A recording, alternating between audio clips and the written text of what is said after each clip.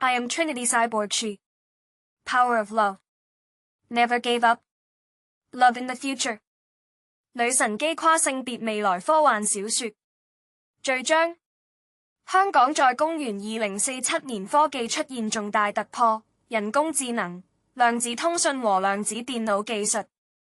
已到十分成熟嘅階段。這個時代，人類可以生存平均年齡去到150歲，在家中和不受空間限制的雲端學習工作已經普及，家居生產立體打印技術和智能家居技術普及，人工智能遙距控制機械人已經取代人手勞動工作。在這個時代時間，創意技術和智慧數據就係金錢所在。在這時，基因改造人是一個另一科技突破的樽頸位，因為不單是科技問題，還有種種法律上嘅問題和社會問題有機會產生。在這時，人類找尋各種方法令自己生不老，相關技術牽連基因改造的突破。在10年前2037年，有個男孩住在香港出生，這是一個基因複製的男孩 BB， 現在他已經10歲了。他的父親是女性科學家創作工程師，他的姓名叫無極。故事就由這個男孩開始。目錄：女神機小說前傳，第一章女神機之2037年複製母體無極能量，第二章女神機之2047年人工智能數碼時代，第三章女神機之2048年改造人不老傳說，第四章女神機之2049年量子通訊入侵生化病毒，第五章女神機之2050年太空世界核戰記，第六章女神機之2051年聯合帝國人工智能法律制度法律戰爭下的無辜者，第七章女神機之2052年人工智能管家夢夢在家居守住方蒂和艾斯的婚姻承諾，第八章女神機之2053年超級新人類的天空之城強勢回歸地球，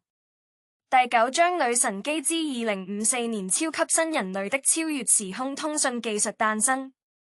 第十章女神機之2055年超級新人類的無極能量核彈防禦系統。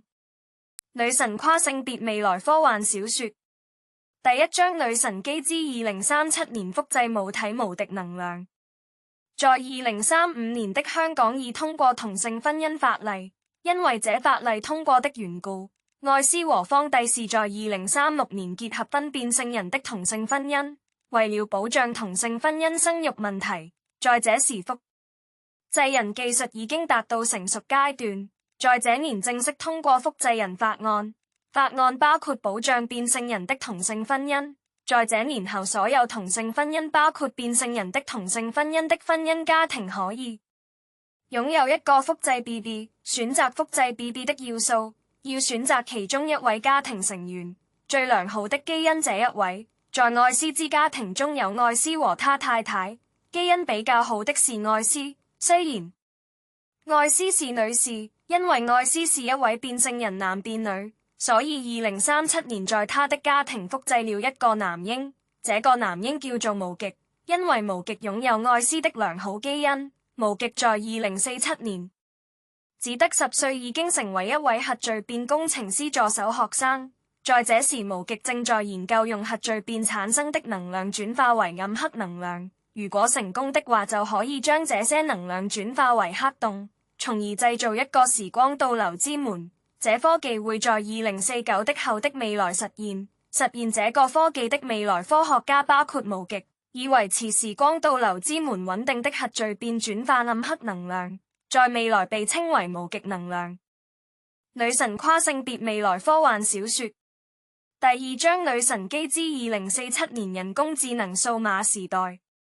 在2047年，艾斯仔仔無極早晨，無極大媽艾斯早晨，細媽方蒂早晨。艾斯和無極正在吃早餐，在吃早餐的時候，無極發問艾斯一個很有趣的問題，就是點解他沒有爸爸呢？艾斯笑笑地說：你的爸爸在你未出世之前死了。無極反問艾斯：我爸爸死了，點解你這麼開心呢？同點解我會可以冇爸爸出道愛斯說：因為有你所以開心，你是個奇蹟，所以在這世界。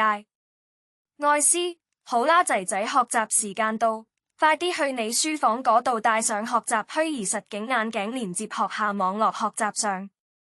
課。無極，明白媽媽。無極戴上這虛擬實境眼鏡後，佢就進入了二次元空間的學校。在這時，人工智能教師正在受教他操控遠端雲端控制人工智能機械人的控制。在這個時代，大部分可以給人工智能取代的工作都給予取代，唯有創作的工作和一些關鍵決策控制工作需要人手。在這時，愛斯的工作是電機大數據工程師。他正在研究家居人工智能和家居量子電腦互相配合，作為運算一些基因改造的數據研究用途。眨下眼又到下午，細媽方蒂還在睡覺中，跟住愛斯叫人工智能管家夢夢叫外賣回家。愛斯、方蒂和無極一起食午餐。他們吃完午餐後，無極繼續學習遙距人工智能控制機械人的操作程序，愛斯就要佢控制他的人工智能機械人做工程工作，方蒂就出去行街做運動購物。愛斯完成了他這日的工作後，這時愛斯叫家中的人工智能管家夢夢去訂餐廳座位和叫人工智能的士在這時間接送愛斯。方蒂和無極一起去餐廳食晚飯。他們食完晚飯之後回到家中，叫夢夢訂閱網上超級市場的食物送回家中，和下載一些立體打印模型數據作為家具用品。跟住他們在網上淘寶一些衣服和書籍遊戲。這日就度過一個美好的人工智能數碼時代的一天。女神跨性別未來科幻小說第3章女神機之2048年改造人不老傳說。在2048年有一天，愛斯在家中研究中，在他的家中量子電腦突然傳來好消息，在運算基因改造數據中發現人類可以生存多1000年的不老和保持年輕健壯身體的改造基因數據秘密。在這時忽然他的電話響起，是個匿名男性電話，自稱鑽探石油工程師，向他示愛。他心想，本來他只是一個平平無奇的數據運算的科學家工程師，點解會有這個工程師找他示愛？原來從這家中量子電腦運算中找到了人類可以生存多1000年的改造基因秘密時，愛斯的未來就在這一刻開始改變。因為在另一邊已發生的平行時空故事，就是愛斯為將他的發明數據秘密公諸於世，他找尋了一間高科技公司和他合作。不過世界是殘酷的，合作當中，